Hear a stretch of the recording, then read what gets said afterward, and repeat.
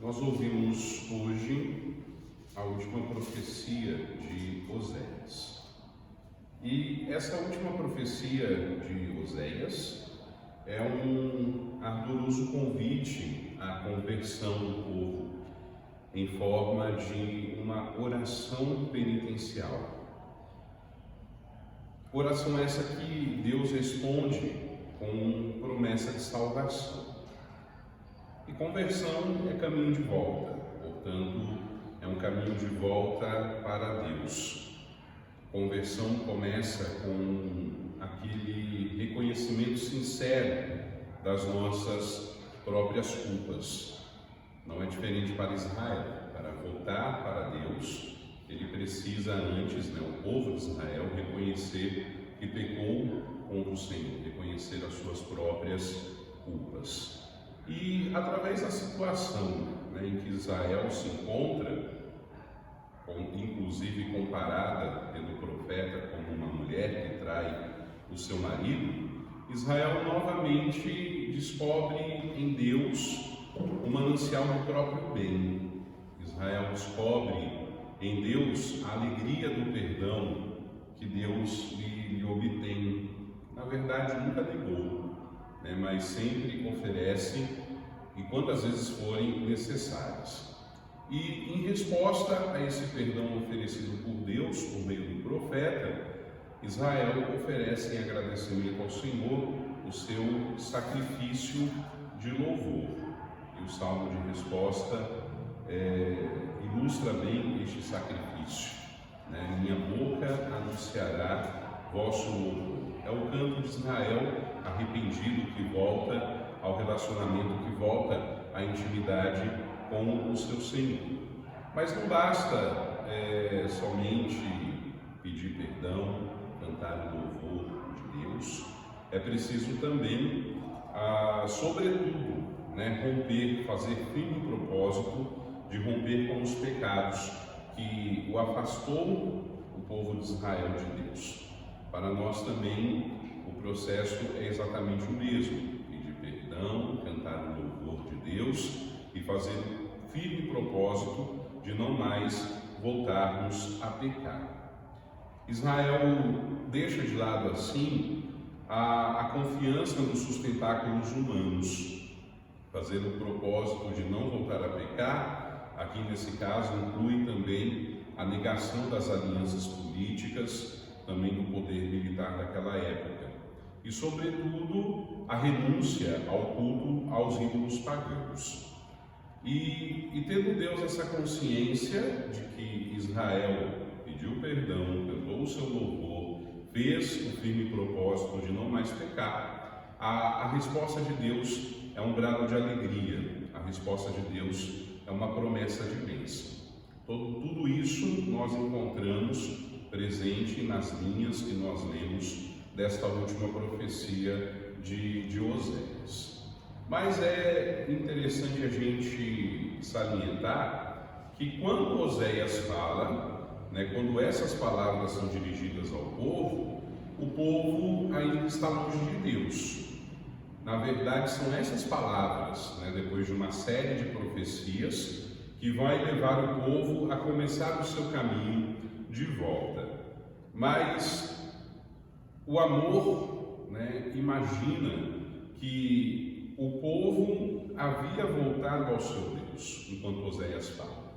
E uma vez voltado ao seu Deus, o povo lhe pediu perdão. Daí a oração que é colocada nos lábios do profeta e em forma de profecia. Afasta toda iniquidade de nós, nos acolha favoravelmente, porque nós queremos oferecer a Ti homenagens dos nossos lábios, o nosso louvor. Ali o povo de Israel está prometendo, por meio do profeta também, eliminar da própria vida tudo aquilo que desagrada a Deus.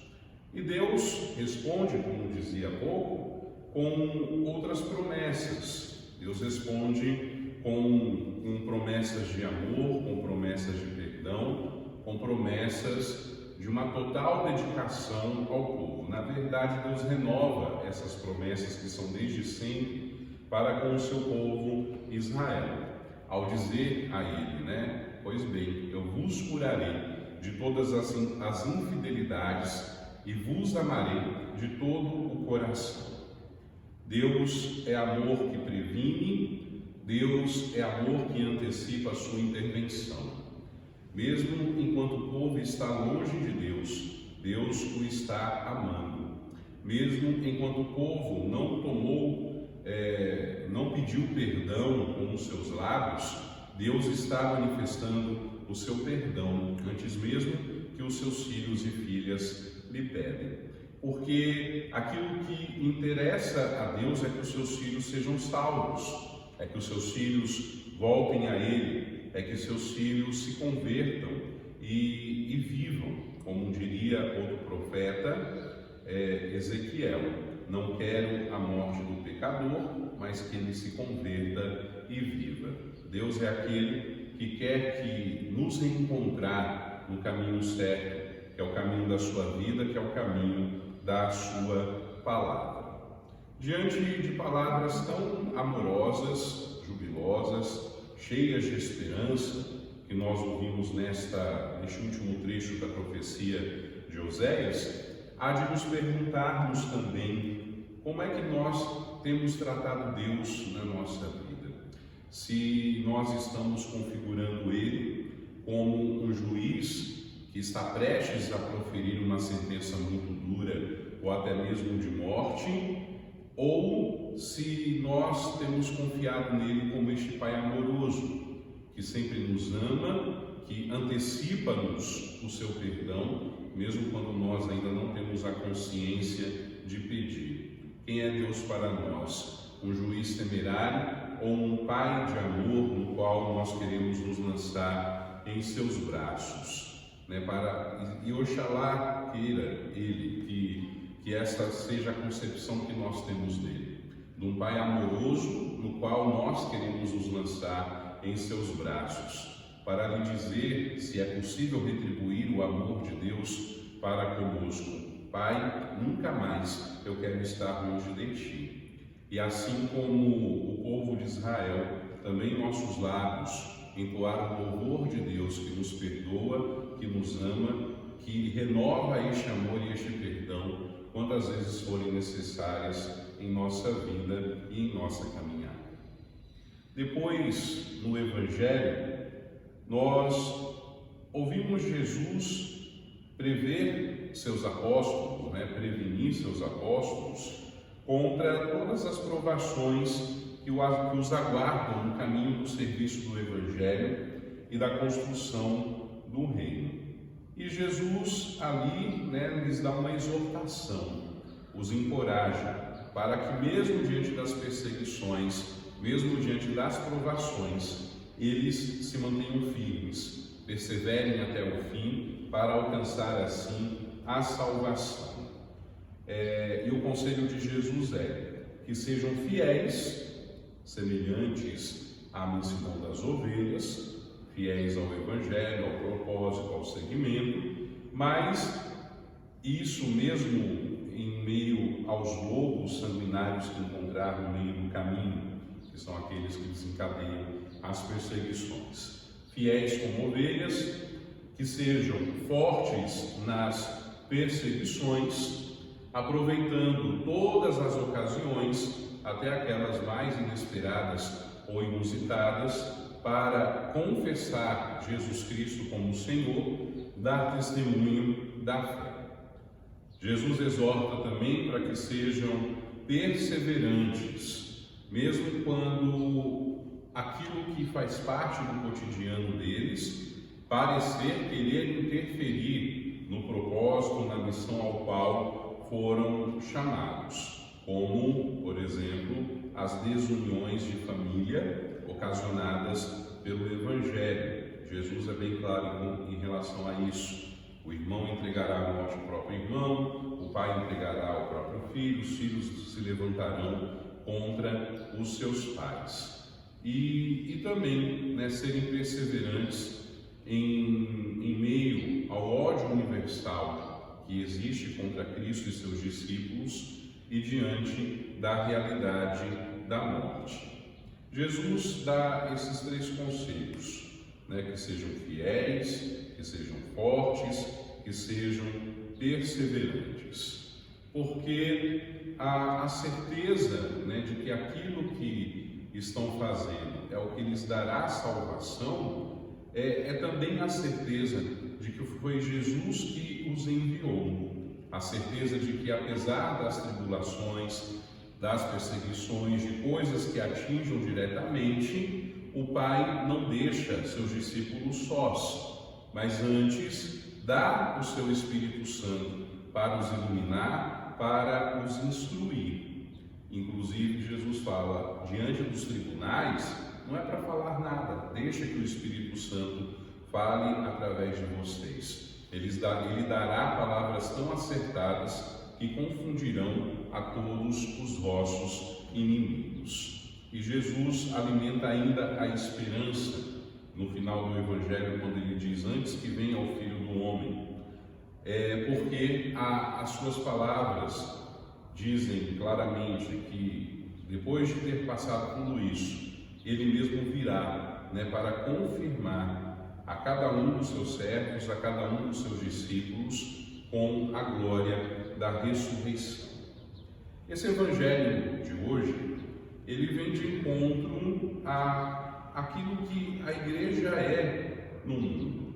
A igreja é a esposa do Cristo, mas tem em si a força do Espírito de Cristo. Mas ao mesmo tempo, ela traz em si também uma fragilidade, porque ela é feita de homens e mulheres, pecadores, limitados, que estão a cada dia crescendo na graça de Deus. E sim, a fragilidade da igreja, ela contrasta com a força que tem este mundo. E é exatamente o contraste manifestado por Cristo em sua pessoa. Uma vez que a fragilidade, na verdade, não é um tormento, mas é apenas uma aparência. Quando a gente olha para Jesus, na sua função de Messias, a gente sabe que os judeus esperavam um rei que fosse poderoso, que fosse triunfador, um rei que restaurasse, do ponto de vista político, a casa de Israel, provavelmente por meio de revoltas, revoluções e etc. E Jesus se apresenta o contrário disso. Jesus se apresenta como um rei manso, como um rei humilde. Jesus se apresenta como um rei tranquilo, um rei que é tão pobre, segundo palavras dele mesmo no Evangelho, não tem nem sequer um lugar aonde repousar a cabeça, mas um rei que prodigiosamente dá pão a milhares de pessoas diante de um simples louvor e uma bênção que faz sobre aqueles alimentos. Um rei que se proclama assim diante de Pilatos, que representa ali o poder, ou parte do poder que o acusa e condena à morte. Um rei que se deixa prender, um rei que se deixa flagelar, que se deixa conduzir à morte como se fosse um malfeitor, mesmo não sendo. Então a gente vê aqui um contraste enorme, já na pessoa de Cristo. E vemos, porque o Cristo se apresentou frágil, mesmo sem ser frágil, porque ele é o Deus Criador do céu e da terra, a igreja se apresentar neste mundo também na sua fragilidade. E seguir os passos do Mestre é um programa nada fácil para a igreja, porque constantemente, ao avançar dos séculos, a igreja, que é formada por homens e mulheres, se viu tentada a assumir as mesmas atitudes do mundo, que aparentemente são mais eficazes, mas não são. E todas as vezes que a igreja, em algum momento, se revestiu do poderio, do poder, se rendeu às barganhas e situações deste mundo, ela afastou-se do espírito do seu fundador. E secaram-se as fontes da sua ação missionária. A igreja é aquela que não pode compactuar com nenhuma realidade desta terra. E nós que fazemos parte da igreja, que somos discípulos e discípulas de Jesus Cristo, devemos ter essa consciência. E uma a mais que nos ensina o Evangelho, de que a nossa vida é testemunho, como a do nosso Mestre, como a do nosso Senhor. Um testemunho que deve estar pautado na pobreza, na simplicidade, na humildade que nos ensinam o Evangelho. E ao mesmo tempo, um testemunho cheio de coragem e de clareza de posições em todas as circunstâncias que nós encontramos no nosso caminho, em nossa vida. Prontos a suportar, inclusive com muita paciência, toda injúria, toda perseguição, todos aqueles que se levantarem contra nós, contra a nossa fé, contra aquilo que nós acreditamos, prontos a denunciar toda injustiça. Isso significa aquele conselho que é o primeiro que Jesus deu no Evangelho hoje: sermos prudentes como as serpentes, mas simples como as pombas. Testemunhar, sem medo e certos de que o Espírito Santo está conosco. E como Jesus bem disse no Evangelho também, é aquele que pautará as nossas palavras, é aquele que nos dará palavras tão acertadas ao ponto de confundirmos até os nossos inimigos. Pois bem, que Deus nos ajude a crescer no seu amor, na consciência de que devemos pedir a Ele perdão, mas não porque devemos nos humilhar, mas porque nós queremos aproveitar em tudo esse amor de Deus em nossas vidas, e que Ele confirme o nosso testemunho, que Ele seja firme, que Ele seja coerente, que Ele dê razões da fé que hoje nós professamos. Louvado seja nosso Senhor Jesus Cristo. Senhor, seja